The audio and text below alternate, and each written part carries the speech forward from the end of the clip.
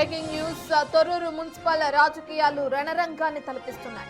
Chairman ఎన్నిక నిర్వహణ వేళ నాటకీయ పరిణామాలు చోటు చేసుకున్నాయి. మున్సిపల్ కార్యాలయానికి వెళ్లేందుకు ప్రయత్నించిన మాజీ మంత్రి ఎర్రబెల్లి దయాకర్ రావును పోలీసులు అరెస్టు చేశారు.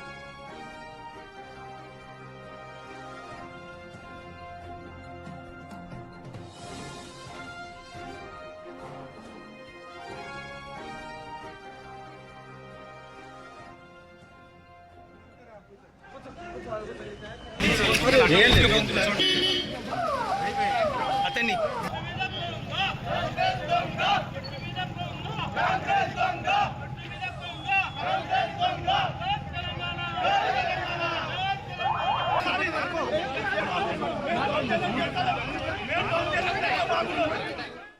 చైర్మన్ ఎన్నిక ప్రక్రియను పర్యవేక్షించేందుకు ఆయన వెళ్తుండగా అవాంఛనీయ సంఘటనలు జరుగుతాయన్న నెపంతో పోలీసులు ఆయనను మార్గ మధ్యంలోనే అడ్డుకున్నారు. ఈ క్రమంలో పోలీసులకు బీఆర్ఎస్ కార్యకర్తలకు మధ్య తీవ్ర వాగ్వాదం, తోపులాట చోటు చేసుకుంది.